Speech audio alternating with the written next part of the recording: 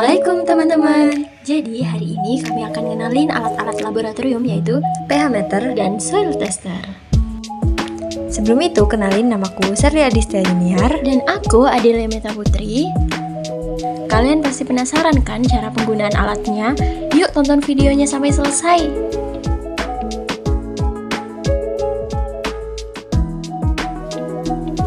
Alat yang pertama yaitu pH meter dan yang kedua yaitu soil tester. Alat yang pertama yaitu pH meter. Alat ini digunakan di laboratorium untuk mengukur derajat keasaman atau pH suatu larutan. Apakah larutan tersebut tergolong asam, basa, atau netral.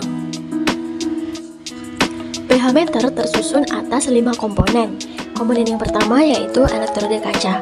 Elektrode kaca bisa dikatakan sebagai komponen inti dalam instrumen pH meter karena fungsinya menjadi tempat pertukaran ion positif yang menyebabkan terjadinya perbedaan potensial di antara dua elektrode yang diuji.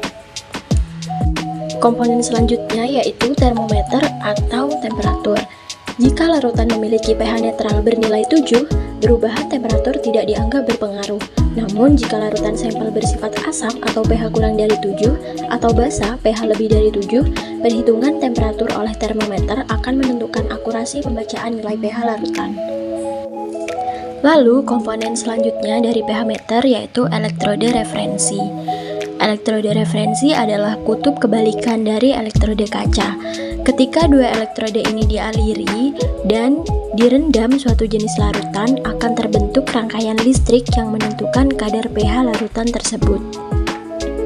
Selanjutnya yaitu amplifier.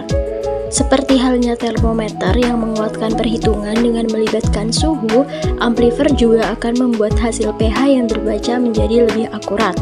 Komponen ini akan memastikan hitungan voltase berada dalam rentang 0-14 atau rentang pH, sehingga penentuan derajat asam, basa, maupun netralitas suatu larutan bisa dihitung secara tepat. Komponen pH meter yang terakhir yaitu mikroprosesor. Pada sistem kerja pH meter, mikroprosesor berperan dalam penerjemah nilai voltase kiriman amplifier, perhitungan ukuran suhu, dan pembacaan nilai pH suatu larutan. Dengan kata lain, komponen ini akan memastikan seluruh proses yang dilakukan komponen lain berjalan semestinya sehingga menampilkan nilai pH larutan pada layar LCD yang terdapat di dalam sebuah unit pH meter. Alat yang kedua yaitu soil tester.